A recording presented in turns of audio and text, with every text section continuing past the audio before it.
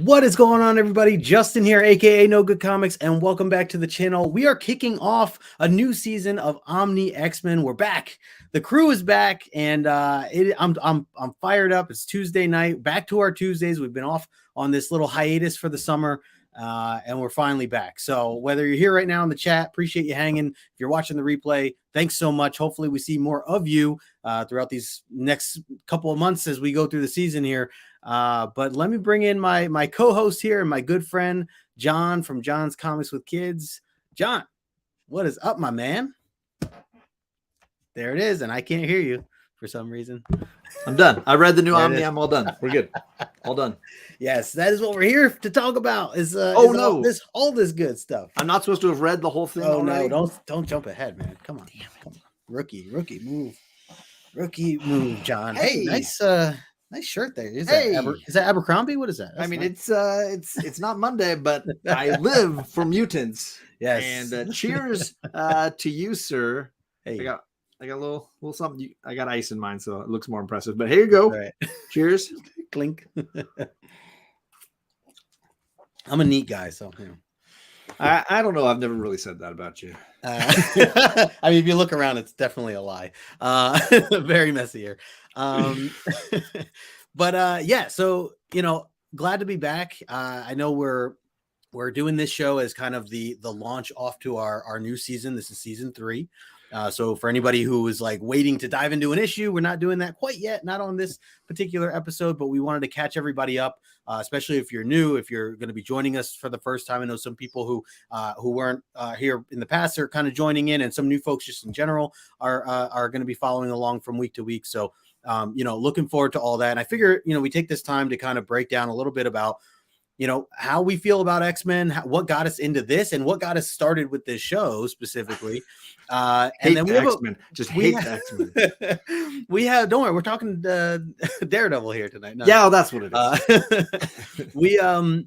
And we have a couple fun things too. We have a couple. We're going to be changing up the season a little bit. Some of the things, some of the segments that we have during the show, and we're also going to put that to the test tonight. We have a couple of things, a couple of like rapid fire questions, like a segment that we have that's going to be a lot of fun, and we'll have that for our guests as we have our guests throughout week to week.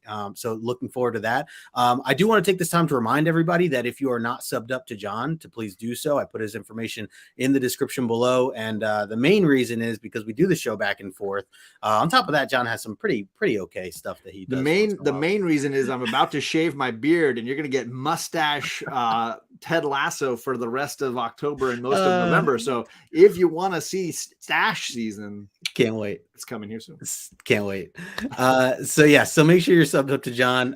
We will be going back and forth. So next week we're going to be over on John's channel to kick off the first like official show, or first breakdown of that issue right there. So and you might win a 10-speed bike. We'll find out. We're gonna read this. Speaking of might win, we are definitely having a ton of giveaways too coming up in the season, as we did last year. We have our grand finale where we're going to be giving away a ton of different things. I'm going to be doing the artwork again, having an artist draw something up for the show that we're going to hand to give as a raffle as to one of our loyal watchers and viewers. So I'll have more information on that as that comes along. John, you have a giveaway or two that you're doing as well. Is that right? Yeah, the last 2 seasons I've put together a catered X-Men mystery box. And Magic Lasso, he's in the chat. You can go to his channel and watch his unboxing from about a year ago. Climbing Comics, Alan won last year. I don't think he's posted the unboxing as of yet, but it's a lot of fun. I get to know them a little bit and their favorite characters across comic books, cater something to them so that there's some toys, there's some books to read, some trades, some comics to collect, and just some fun stuff that's really just perfect for that individual. So I will cater a mystery box to one lucky winner this year, as usual. Awesome. I also wanted to mention I'm on a show Thursday that is an X-Men related thing. It's Jean Grey versus Shazam. And I'm dropping a link because you can vote now who you think would win Jean Grey Phoenix versus Shazam. You guys can stack this poll. Obviously, I am arguing on the part of Jean Grey. If you don't believe she would win, that's fine. However, you can stack the poll now. This is my audience. These are my people. Let's get in there. Let's make some magic happen. I love it. Link a ton tonight. Love it, love it. Keep it going. So before we get into anything else, I do want to take some time to say hello to the chat. I see a ton of familiar faces here.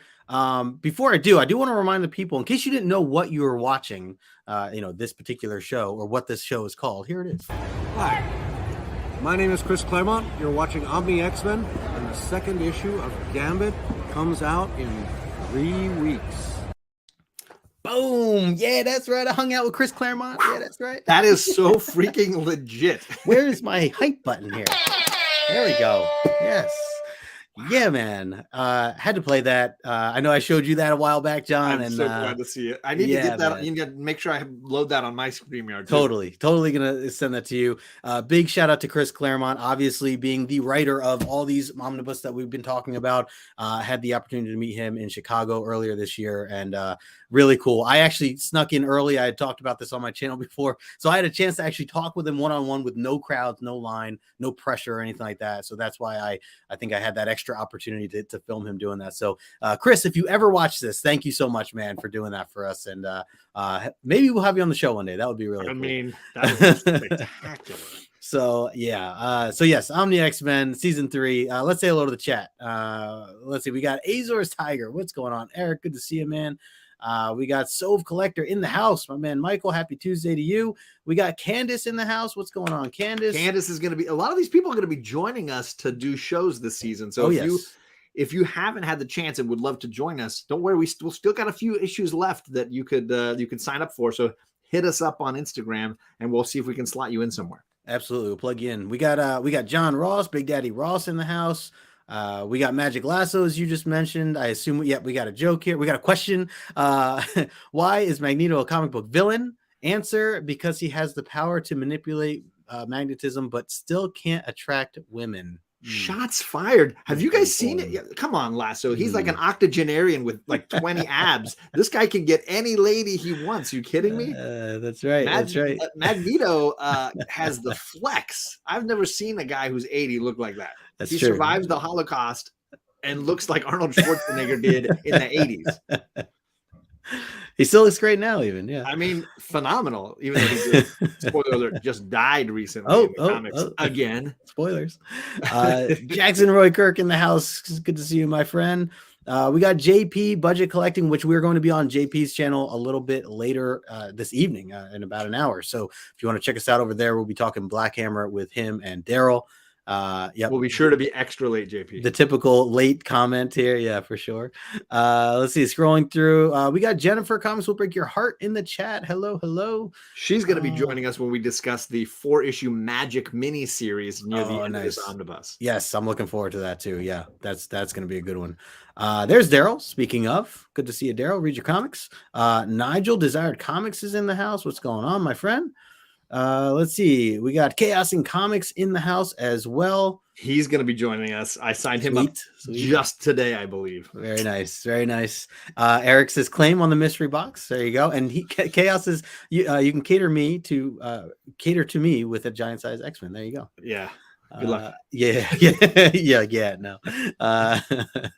Let's see. So saying, I'm still loving the original piece from Nicholas Lane. Yeah, that's awesome. And a big shout out to Nicholas Lane, who was our artist last year that we had raffled off artwork from him. Really great guy. So talented. Yep, for sure.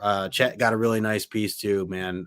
Really nice. Oh my gosh. The one with like Colossus, he's got like one of a sentinel head. It's just so cool. So cool. Good to see you, Chet. Thanks for hanging, man. Certainly a regular here. Let's see. We got Eddie Rodriguez in the house as well. Appreciate that, man, for sure. Smash the like button. Good reminder there. Just a little bit of a comic fan. Let's see. I think we got everyone here at the moment. So again, I want to take this time to talk a little bit about like why we did this show, why we like X-Men and the mutants the way that we do, and then I want to get into, we have, like I said, some rapid fire questions and some other fun stuff ahead as well. So I'll just jump into it, John. Just starting off with you, like give us a little bit of your background with X-Men just in general. Are you a longtime reader? That sort of stuff. So I'm 45. I probably started reading X-Men when I was 9, somewhere around that range. Some of the early comic books I ever read were in that early 200s of the Uncanny X-Men run, and some of those early Wolverine issues when he started getting his own series. I think it's always just been a part of comic books for me is these characters, the mutants in general. And I connected as somebody that wasn't really, popular into sports or any of that kind of stuff. I connected with being a little different, a little outcast, a little, finding my own niche, my own friends, my own crew in school, in junior high, high school, whatever. And so, yeah, that concept of being, I don't want to say persecuted because I'm a white man, but but just feeling different and not knowing how to fit in. I think that's an incredibly relatable topic, and mutants have always capitalized on that as a theme really, really well. So those books, I think, just are naturally relatable and connectable. And then in that way, I think as the stories have continued to grow and new characters have come in, I think it's just always been something that had a hook in me. And it's also been, I like reading about really strong, interesting characters. And I think X-Men has been packed with some of the best comic book characters around, specifically, of course, women, but characters in general across the board. So that's always been something that drew me in. Love it. Love it. Love it. John connected with Toad in high school. There you go. Toad. So, it's funny because it's quite opposite for me in terms of how long I've been reading X-Men, and kind of how I fell into it. And as you know the story, John, and I'm sure many of you do in the chat, I only got into it like right as the pandemic happened, in terms of mutants in general, like reading X-Men, specifically the Claremont stuff. Now, the cool thing is I too jumped into Claremont before anything else in terms of mutants. So that is a cool thought that I, was introduced or kind of got my first taste based on the stuff that we're rereading right now. So, and I think, one of the biggest reasons I gave it a shot was just word of mouth. It was legitimately people in the comic book community who had always talked so highly about, Claremont's entire run. And so for me, I was just curious and wanting to read something that I keep hearing like, oh, a must read, like definitely worth checking out. And I went and started with X-Men 94. Didn't realize I should have started with Giant Size X-Men 1 right away. So went it's back just to an that. annual. It's not an important book. Count. It's not a key. 94 is where it really goes. That's right. I keep trying to. Biggie Shack and I keep selling that live. He and I are the only ones. Yeah. So, reading that, I think at that moment too, I was a little bit of like superhero fatigued, with other things I was reading. So this was such a different angle at heroes, right? So it's it's not just capes and villains back and forth every single time. It's you get so much more out of it, like the relationship building, the relationship between all the different characters, and the family that it becomes family as you continue to read more and more. That just made me really appreciate just the X-Men as a whole, mutants as a whole, and then on top of that, just what they represent in terms of being different and coming from different walks of life, and coming together and working together as a team, and obviously can apply so much of that to the real world today. So yeah, just appreciate all of it as a whole. And now I've just been on this kick, and that's how we kind of got started, right, John? I was reading 1 or 2 issues every morning, and I posted on my story. And at that point we we had talked, but we never really dove into you and I both purchased our first omnibus at almost the exact same time, which is also sort of the kismet of this whole thing. I was like, oh, they're releasing the X-Men Claremont era in individual omnis. This is so cool. I've never bought an omnibus, but this is right up my alley. I gotta buy this. And I told my shop owner, get this for me, and he was down. And then I posted mine and you posted yours, and we were talking to each other. I was like, this is hilarious. It's my first omnibus. It's your first omnibus. Right. We should do something with this. And then this show kind of came out of that. Yeah. Yeah. Because you had already started reading it. I had put mine on a shelf and thought at some point I'll get to it. And then eventually it became, this is the greatest avenue to really discussing this is you've read it once, you're going through it. I've read some of these a ton of times, and I'm coming back to it. Let's bring friends on and to really just tear it down, like really get into individual panels, art styles, character moments, writing bad and good moments, and just really pick at that wound.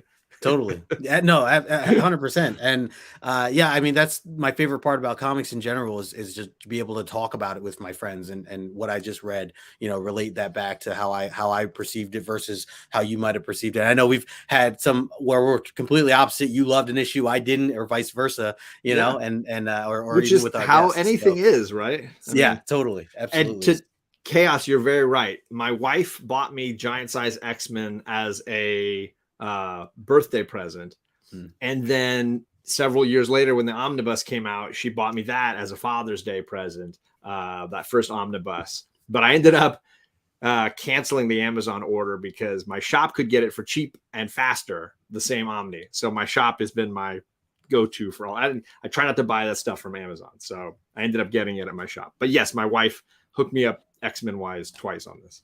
Amazing. And amazing. I mentioned it because tomorrow's my 20th wedding anniversary. So, nice. Congratulations. Awesome. Awesome.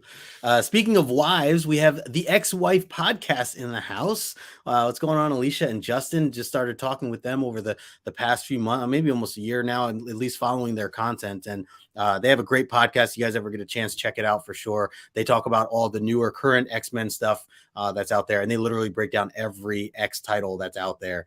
So it's nice. Sometimes I miss some of them and I'm able to catch up thanks to them. So we're having them on too at some point here in the near future. So looking forward to that for sure. You got some congratulations there, John, as well. Some nice happy early anniversaries. Absolutely. We're gonna take next Friday off and do a long weekend next weekend. Not nice. This weekend. Hey, Alan's here. Alan, yeah, you dropped that unboxing video. I want to see the look on your face when you got all those crappy comics. I say all those crappy comics. Love it. Yeah. So yeah, that's kind of the origin of, right, how we kind of stumbled across this. And now, of course, we're, going into volume 3, and this is the thickest book out of the ones we've read so far, right? Yeah. And we had to end up combining, as you'll see when we get through this. This volume has the Frank Miller Wolverine miniseries. It's got the Magic miniseries. So some of those things we condensed into, 2 books in one episode, just to make sure we can fit it into one single season and not overlap. Yeah. One thing I forgot to mention as we were talking about like the giveaways and stuff too, I wanted to just remind, or again, if you're newer, that, as we have these giveaways at the very end, the way we're going to do it is similar to last year. We're going to have Q&A every week about the episode prior. So sometimes those questions will actually be about the episode. Sometimes they'll be based on the book. But essentially you would need to have watched and read the issue prior. So as we do the trivia each and every, night that we do this, if we're looking for 2 correct answers in the chat. If you get one of them, if you're one of those 2, then you get your name added to the raffle. And then, of course, we always look for a comedy answer of some sort of sarcasm or joke of some sort to tie into that question. So if you are the funniest, then we let our guest pick which of those comments are the funniest, and you can get your name in the raffle for that as well. And then, of course, we'll put all the names on a big wheel at the very end of the season, which usually falls into June-ish, right around our birthdays. Yeah. So that's around the time we'll do the giveaways. And we'll have a ton of other things. This past season that we did, the giveaways were crazy, absolutely. I think crazy. We spent 2 hours or something giving away stuff. We did so just like we're doing a little launch episode, we'll do a finale episode where we're not reviewing an issue, just giving everything away and having a good time hanging out, bringing on guests like Chet, who is just an OG to this show and a bigger part of the show than probably Justin or I. And so as a result, he joins us for the finale and hangs out and talks books. Yeah, for sure.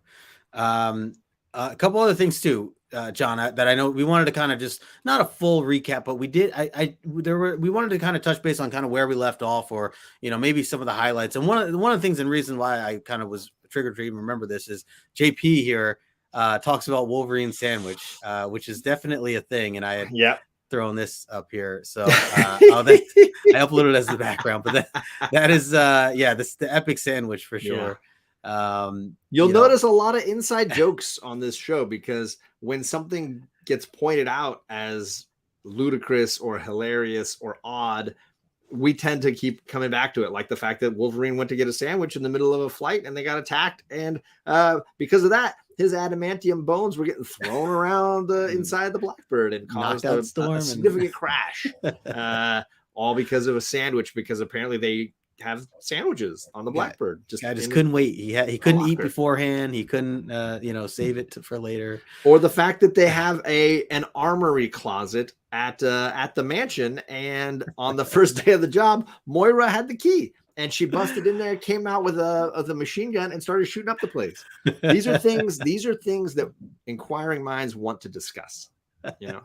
Rachel dinners. A lot of Rachel dinners as well. Yeah, a lot of great inside jokes here. So we enjoy that. We love having that kind of relationship with all of you, that we can giggle about and talk about all these hilarious things. Or inversely, the love/hate for somebody like Cyclops that continually comes up, because Justin and I are somewhat Cyclops apologists versus JP, maybe the biggest Cyclops hater in our chat, and is ready to guns loaded take him out. Mostly because JP wants Jean Grey for himself. We'll deal with that on a different another discussion there. Which I don't even know that we've booked JP. JP, we should book you for an episode of the show. Oh yeah, we have to have him on. So JP, you know what we're talking about in about 30 minutes when we get on your show. Maybe make it 45. We'll be late. I just want to book him so I can leave him backstage. That's the main. Key. That's the obvious reason. It's significant, more so than anything. I think everybody should experience that once in their life, being backstage. So. I've worked with you for 2 years now. I've experienced it a lot. All right, so John, we have some questions that we're going to apply to our show now as part of a segment where we're doing kind of a rapid fire. We do mean it rapid fire. We would like to keep it pretty tight in terms of how long, because I know our shows can sometimes go a little longer than planned, and we're certainly not trying to make it any longer in that regard. So we will try to keep that in mind. But who knows where the questions will take us. But you want to jump into the questions? So the idea is we want to get to know our guests when we have them on. We've felt like we really do enjoy the time we spend with all these awesome people, and we want you to have at least a little bit of time to get to know some of those guests. So we have 5 sort of rapid fire X-Men questions that we're going to ask them. Nothing that's too difficult that you need to expound on, but simple things about X-Men and your connection to it or lack thereof. And then 2 longer form questions after that give us a chance to kind of go off the wall a little bit and ask something that may not necessarily be typical. Yeah. So we have our 5. We're going to do 5 here, and then an extra 2, as you just mentioned. So you wanna ask our own questions to each other here? Kind of run through this. So obviously, question number 1 is who is your favorite mutant? Yeah, so for me, this literally changes all the time. So I'm gonna say right now, no, it really has always been Storm. I feel like Storm is the one that always comes to mind when someone asks me this question. Of course, I really love them all, but Storm, for everything that she stands for and her leadership, and seeing her weaknesses and how she overcomes them, especially in this era of the Claremont run, is just really special. And then, of course, even knowing where she's at now in today's, past the Hickman stuff and everything else, complete badass, continuing to be a complete badass. So yeah, I have to go with Storm. What about you, John? I mean, obviously that's the correct answer. But I won't chime on. Instead, I'm going to throw in somebody like Magneto, because I like characters that are so fleshed out that even when you disagree with them, you still are compelled to hear what they have to say. It's the same reason I love somebody like Sinestro in the Green Lantern universe. I think you find yourself questioning how you feel about things because of their perception, and their vision being different than yours isn't a turnoff or isn't just something you can dismiss. You find yourself really examining your perspective because of them. And that's a character I think is really valuable. Yeah. JP saying that Chad Chode is the only correct answer. Chewed. Yeah, that's going to be certainly an ongoing question as we try to figure out the correct how to answer pronounce that. it. Yeah, the pronunciation's still up in the air. Yeah. On that name. That's what I forgot to ask Chris. Damn it. Is it Chode like Toad? Yeah. As JP as or Chaos Chod mentions. or Chod like Todd. Could be. I mean, I don't know. Shout out to Second Tony. We have a shirt because of him. We do have a shirt that says it. Tony. Just thanks to Tony. And thanks to you, we have mugs. Yes, that's right. Yes, we do. Who is your favorite X-Men artist? Yeah, so this is tough because I feel like, well, one, it's very close between Dave Cockrum and John Byrne, and I think a lot of it is because of where I jumped into this, even in a more recent setting. But I will say, like, there are definitely artists out there who like, like Jim Lee drawing Wolverine, like I will take that all day, but to stop beating around the bush of the question, I'm going to go with John Byrne, as he's just been the staple for me, in terms of how they've been drawn and how I see them when I think of these characters. And I know that's probably an answer for a lot of the folks that, that are watching or that are fans of mutants in general, but I can't help but drop his name. So going to go with John Byrne. What about you, John? I think it's really hard, and there's a ton of great choices, and I think it's hard to go against those two guys. And so I'm gonna say Claremont. So I'm gonna say Dave Cockrum, just because you picked John Byrne, and I think you just it's two sides of the same coin. Yeah. I love John Romita Jr.'s X-Men, and I think it's one of the few times you'll ever hear me say I love John Romita Jr. as an artist. Yeah. But that's the era that I started reading, was when he was on board. But yeah, I think Cockrum and Byrne are the correct answers for the most part. Yeah. So I'll go Cockrum. And of course, obviously, depending when you've gotten into X-Men and things like that, I'm sure absolutely. So many people have different answers. Absolutely. Hey, we got Paul in the house, back-to-back issues. Just was watching him over on Morbius's channel earlier tonight. Good to see you, Paul. And Paul mentions Paul Smith, which we haven't gotten to yet. That's the right. Paul Smith era is yet to come. That's right. And I'm excited to revisit it because I do think he's probably the most underappreciated artist from the X-Men. Yeah, I'm looking forward to that. I always hear, his name dropped when the discussion comes up with this. We got Kenneth Byrne in the house. What's going on, Kenneth? Hope you're doing well. Yeah, Chess, it's Justin. Don't let me down on this artist answer, man. See, I got you, man. Come on. Let's see. Chaos says Cockrum was so bad in the book you're about to review. Oh, there's definitely issues where we were joking about Cockrum not being on his game or Byrne not being on his game, but nobody's always on their game, right? And Paul Smith is a really underrated one because I think he's overlooked so easily between guys like Byrne, Cockrum, and Romita. Oh yeah, being in that era, like right around all that, I could definitely see him being overlooked like that. We got Art Chemist in the house. Good to see you, Art Chemist. Paul Daryl agrees as well.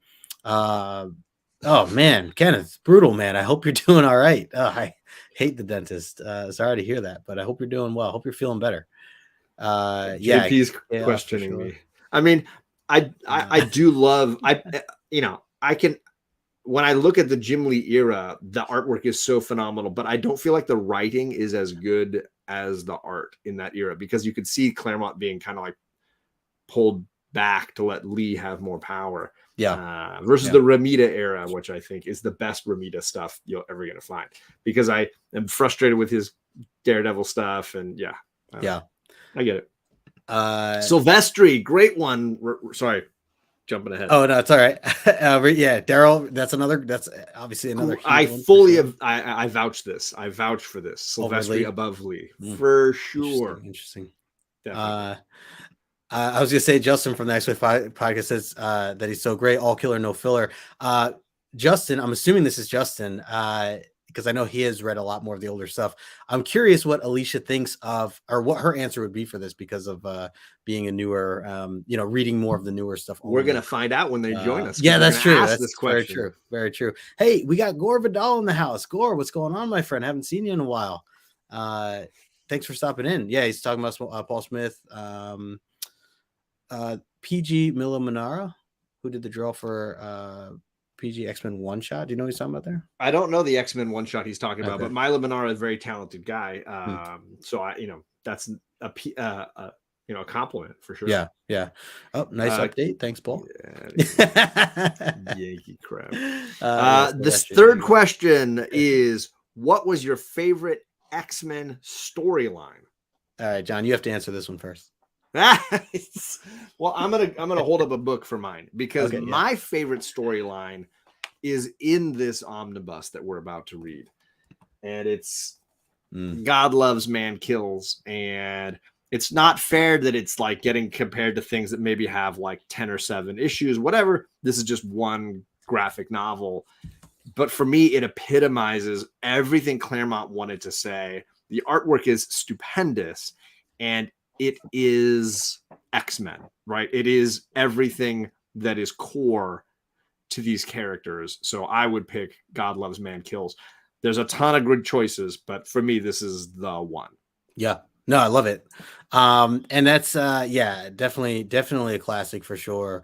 I was trying to also think of like, getting off the beaten path a little bit, because obviously like the Dark Phoenix saga, which was a ton of the last omnibus when we recap it here in a little bit. Yeah, was and even all Hellfire related. Right. That and Days of Future Past, like those are like obviously some of the top 2. But I would like to add in as one of my newer favorites, as I should say, since we had just read it towards the end of the season, is the story arc of 150, 151 and 152.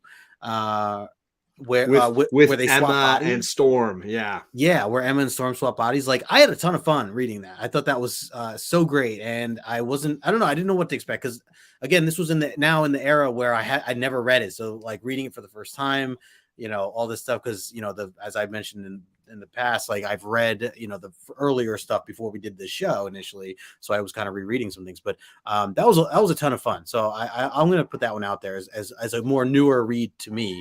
That I just really enjoyed. Certainly overlooked books, right? I mean, when people talk about great Hellfire Saga, early Claremont stuff, those issues don't get brought up enough. Yeah, no, 100%. Even like I was just rereading some of like 113, 114, when the team splits right after they fight with Magneto. Like, I love all of that and what it builds up to, and people I feel like people who had just read the highlight stuff, they skipped all that stuff, and like, to me, the character building and everything that led up into 129, 130, 131 was knowing what they went through, the team and the split up and refining each other, all that stuff, like all of it's so good. So is it because you like Cyclops' like facial hair in the Savage Land and the look he was going for? Yes, that, and when he randomly shaved, that was really it was a good look. Really got me. Hey, we got hip hops and me in the chat. What is up, Steve? Good to see you, man. Yeah. So there we go. Favorite story arcs. The next one is, if you could have any mutant powers, what powers would you pick? And I'm gonna jump in on this one. Yeah, do it. There's a character that you haven't met in this yet, but maybe you've come across in other readings, called Gateway.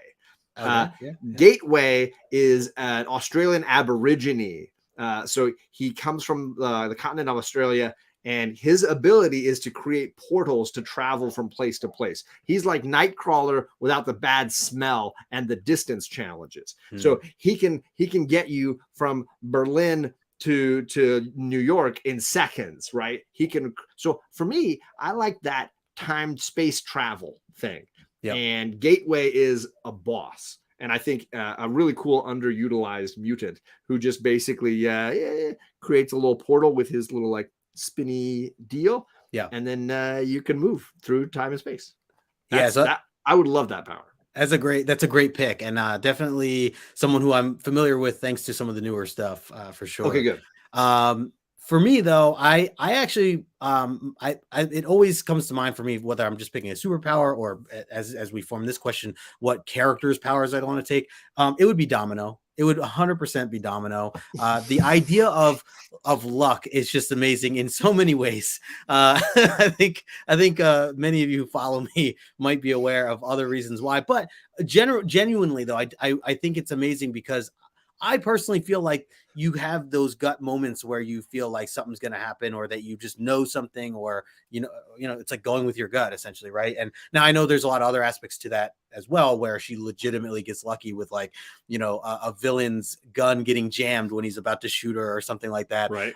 So I actually really like the ability as a form of what a writer can do to kind of portray that ability, or that mutant power, because it's not necessarily easy, and you don't want to just do the typical stuff all the time. So I've seen some really creative ways that writers, for the little bit that I've read from Domino, some really creative ways to kind of show that power off. So definitely one for me would be Domino. There it is. Vegas, baby. I'm with you there, Alan. Wino Dazzler. Yeah, I mean, Dazzler's cool. Dazzler's cool. She can rollerblade, and God. She's the Tay-Tay of the mutant universe. Come on, man. There you go. We're leaving her for Lasso. That's why. Yeah, that's totally. Okay. The fifth and final Fast Five, and this hasn't been fast. I was gonna say, don't you love how fast? The fifth one is show us a great X-Men cover that you love. Yep. So you go first on this one. Okay. So I totally I cheated, but I don't encourage that for our guests. There are two here. One, this is very much just so classic, and especially when you get it in higher grade. So X-Men 101 in a nice grade, especially because of how that blue really pops. Just really, really gorgeous cover overall. And I honestly consistently say it's the greatest cover ever made. Like it is number one with a bullet for me. So I'm glad you held it up, because I left mine in the bin. I did not pull mine out. And we get a close-up of the visor, which we always appreciate, how the visor was drawn in this era, especially with John Byrne, but also with Dave Cockrum. You have a first here. I've never seen a dating app person who's trying to spam your chat just say X-Men is amazing. They've stopped being a bot. You've stopped the Russian bot from being a bot, and now they're just commenting on how much they love X-Men. You're right. I've never seen that. I've never seen a bot. The power of the show. Flip their script and say, you know what? I'm not going to spam you. I really want to hear X-Men talk. It's really kind of them. Wow. I've never. It's a first. And to recycle. Wow. This is my favorite bot ever. Yes. You are the greatest bot of all time. The other one I want to show real quick, just because it's another classic, and to me, when I think X-Men just in general, or if I ever got a poster one day, hopefully get a poster of this one, is this one right here. I just always so iconic and so epic. Great one. And especially when you know the story and you've read along. So good. So great picks. Even with this, I know some people hate it. I'm all for it. That book is legitimately worth $2,500. I mean, let's be honest. And it goes with their boots. Come on, and the gloves. Like it all goes double-sized issue. Come on. So I love it. It's a classic. Anybody recognizes it, and if you've read it, you know exactly what it's about.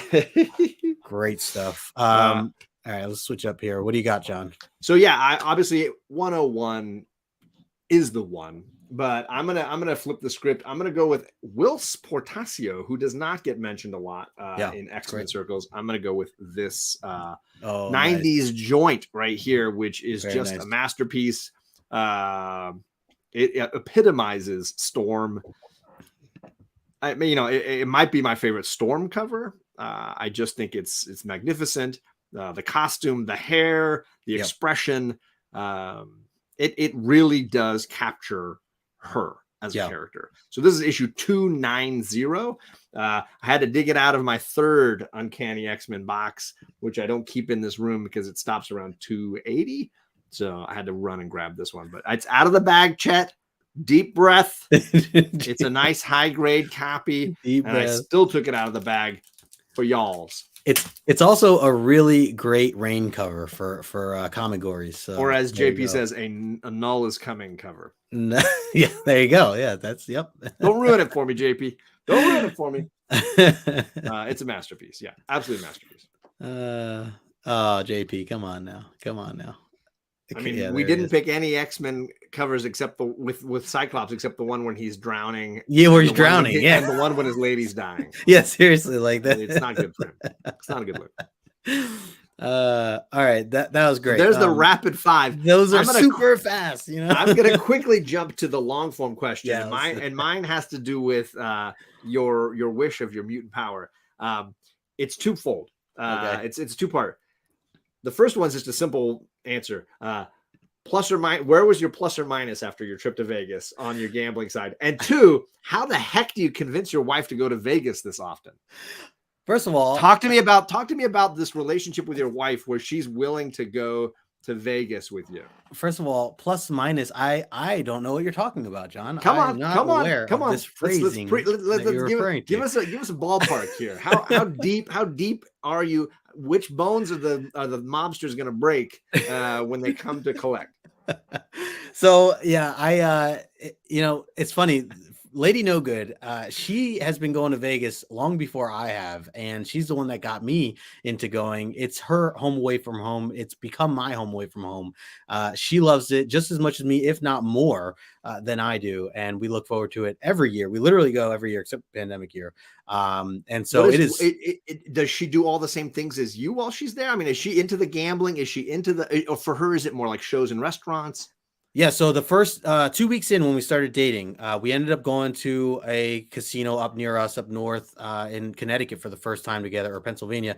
And I didn't know what I was getting at. Like, I didn't know if she was going to like it, if she was going to be bored, but I asked her. She said, yeah, let's go to a casino. I said, great. And we walked around the tables, all the blackjack tables and stuff. And I had found a table. I said, hey, do you mind if I sit and I play for a little bit? And she's like, yeah, sure. Do your thing. So I sat down, and right away, like first 2 minutes in, she's like, hey, I'm just going to walk around. I'm like, yeah, do your thing. I figure, I don't know what she was going to do, but just walk around, and then she was gone for hours. And I was like, oh God, like we're like early dating still. So I'm like, did I make her bored? Is she like, oh, is she in the room watching pay-per-view? Yeah. Like is she like angry at me? And then I realized I look across the room to the other side, and she's been at another blackjack table the entire time playing. Wow. So that gave me my cue of like, one, she's a keeper. Hashtag keeper. I was gonna say hashtag keeper right there. Totally. Two, wow. We are exactly on the same page. And I think that's obviously why we've been together for as long as we have, and continued. Great. That's so great. And we don't just like gamble the entire time. A lot of people think, because we were in Vegas for 8 days, right? And it's usually anyone I told that to, they're like, 8 days, like how, how many mortgages do you take out for that? Dude, I get cabin fever there after 2. Right. So, but the one thing we do, like we don't just gamble. Like we go to shows, we go for the sports book stuff, the Sunday football. We go to the pool. We literally hang out by the pool. We eat really good. We go to different places for all sorts of food and stuff like that, and entertainment. We even did, and you're not a fan of this, John, but I think you would have a lot of fun doing it if I ever took you. Is we actually went country line dancing while we were there. We found this bar that actually had country line dancing, and so we did that, and it was a ton of fun. But so I mean, I live in Southern California. The drive is very close to Vegas, and I've been many times, several bachelor parties, several March Madnesses, and early on, my wife and I went for a one night only. We saw the Cirque du Soleil show. Went to some nice restaurants, and didn't really gamble, but really just wanted to see a show, spend a night in a hotel, and then drive back. I've just burnt out on it. I had a bad experience. I've had some rough bachelor party experiences. I almost relived the hangover. It's really you were on the bad. Roof. You got stuck on the roof, didn't you? No, I'm more Bradley Cooper. I'm the teacher who was like bringing the money from the students to play.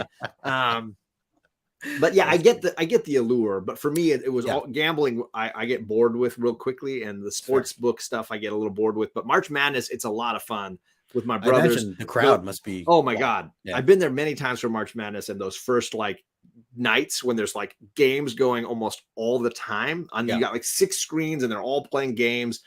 That's a whole lot of fun, and that I can appreciate that for sure. And that's what we did on Sunday. We literally sat. We got sportsbook tickets. We sat. I did a whole pan of it. You get like 100 screens in front of you, and we literally sat for 8 hours because we just love doing that. Awesome. Well, I'm happy to hear that your wife at least, or your lady No Good is not at least like being dragged. No, not at all.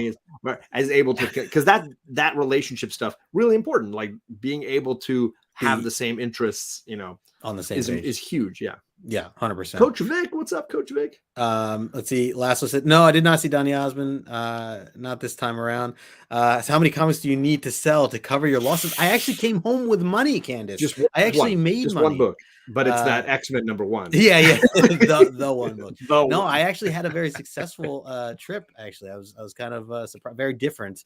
And Lady No Good hit a couple jackpots right before we left. It was pretty nuts, actually. So like $1,000. Put you over the top. Yeah, crab stables, they're okay, Steve. They were fun, but not winning. Black. Not winning. That's what Wesley Snipes told me. Skydiving, bungee jumping. I will say too, the people watching in Vegas is amazing.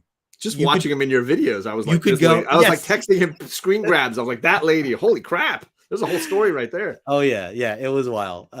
Coach Vic, yeah. So there were a ton of Notre Dame fans. I didn't know what was going on. But yeah, there was literally like the whole time we were there, just people rocking, the jerseys and the shirts and stuff. Yeah. So I was like, okay, I guess it's a big game. Anyways, great question, John. Love it. So one for you, and this is more of, based on our little hiatus that we had took for the summertime. My question to you is, what is your favorite, or what was your coolest or best or most fun activity and or experience that you had during our summer break? Good. Not with ignoring me and not having to hear my voice for that's a win. 3 months. That's a win.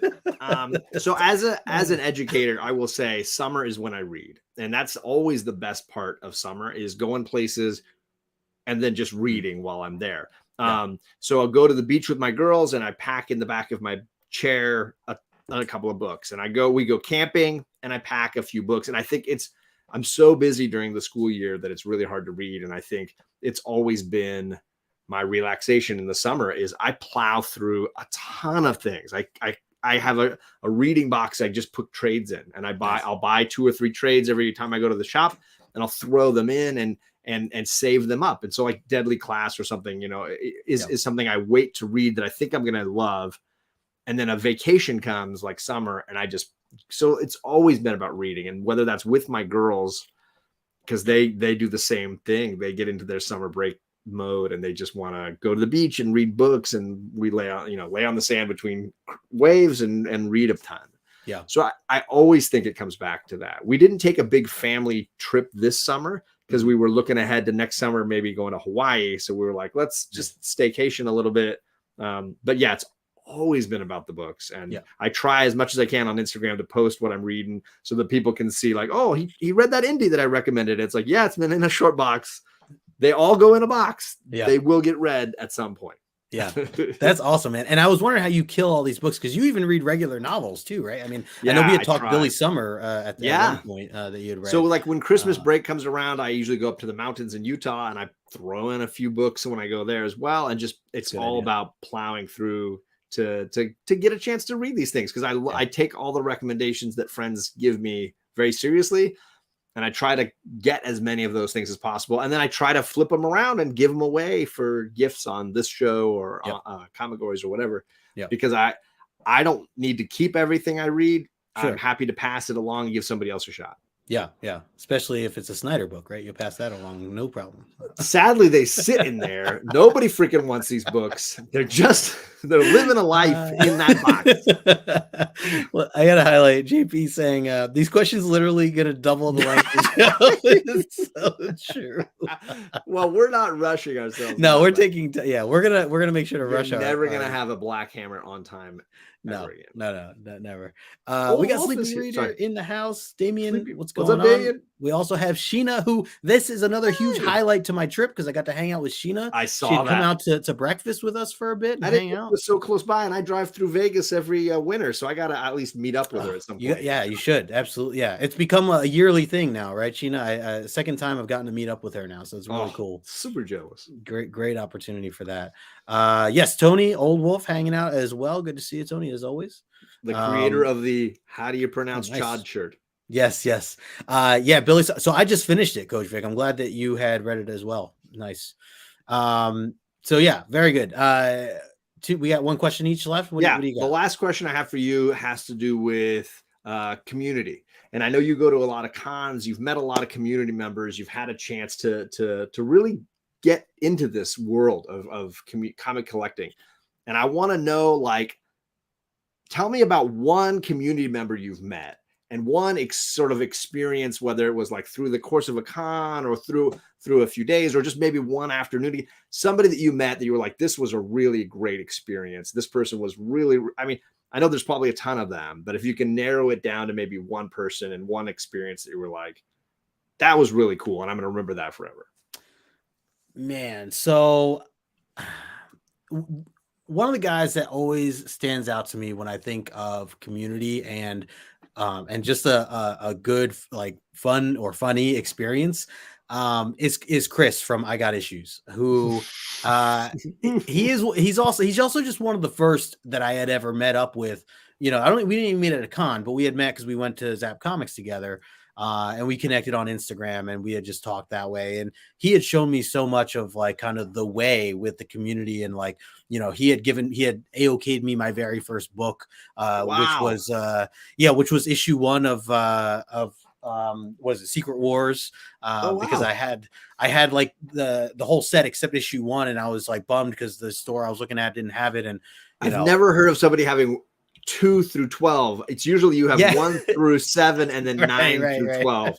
That's a first too. Wow. Yeah. And he just like so quickly was just like, oh, I got one here. I'll give it to you like next time I see you or whatever. And so anyways, like that, and yes, you're like you said, there's a ton, of others too. Yeah. And Damien, I didn't mean it as like a dangerous question because he's going to like pick, ignore people. I meant it more like sometimes there's that connection that you don't expect. Yeah, that's like, and it lasts beyond the moment, right? Oh, yeah. And it's so cool that you're mentioning Chris because I didn't even know you guys had ever really met. And I've known Chris. He was one of the first people that found my channel when I started making videos, and one of the first guests on my channel when we did book club. He was still wearing the panda hat and dressing as a freaking panda on my channel, and then pretending to take a crap during the show.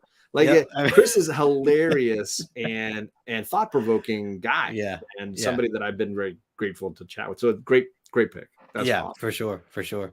Hey, we got Albert in the house. What's going on, Albert?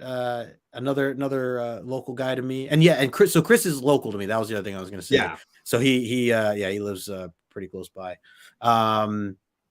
Let's see. Okay. So last question for you. And the panda hat, there it is. Good old times for sure. All right, my last question is, where did I put it? I have to include Lego, John. I have to include Lego.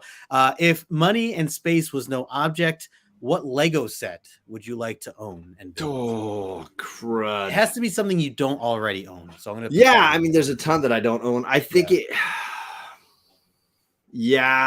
that's tricky. I'm probably gonna go with Hogwarts. Okay.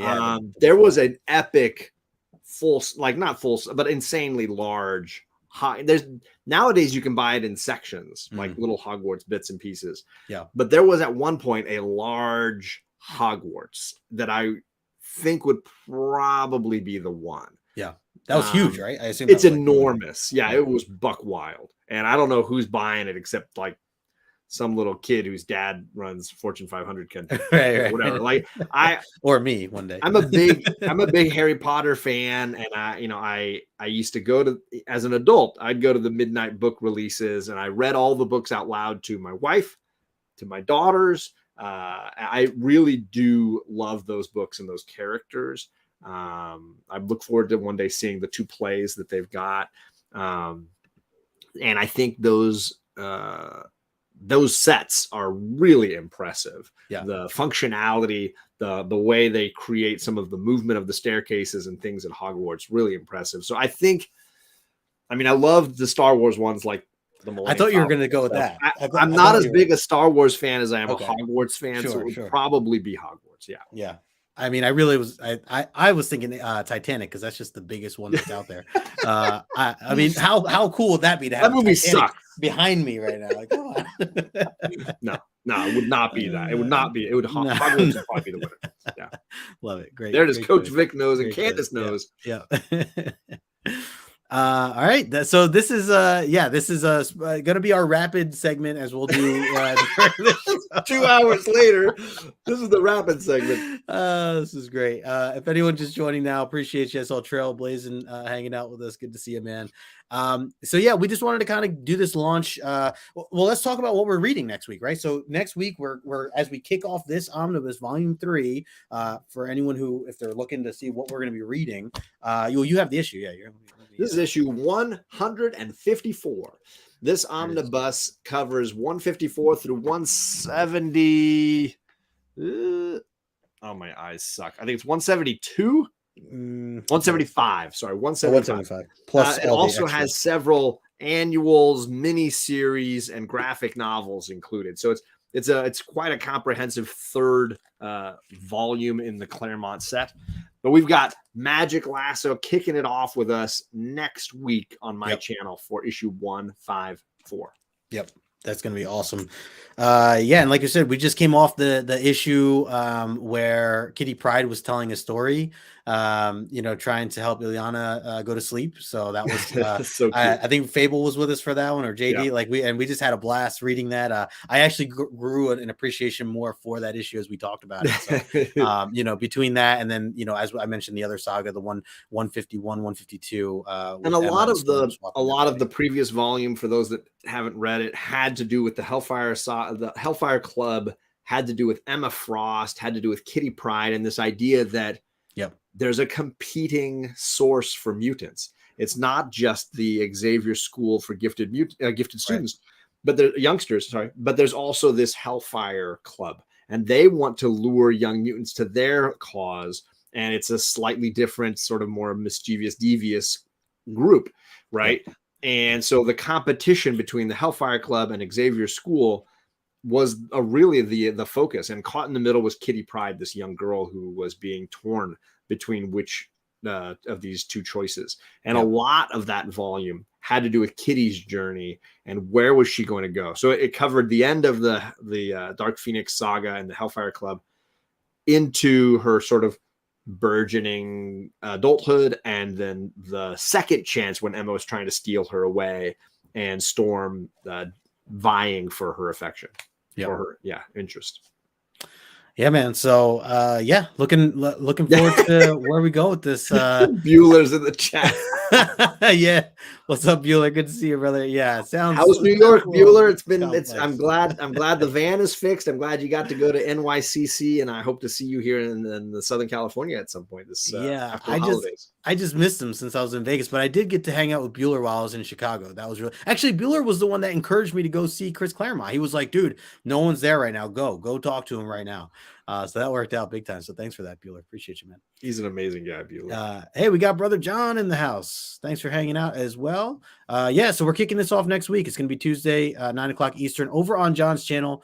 Guys, make sure that you're subbed up to his channel. I put his information in the description below. Hope to see everybody there. As John mentioned, we'll have Magic Lasso as the first guest, reading 154. So get your books ready.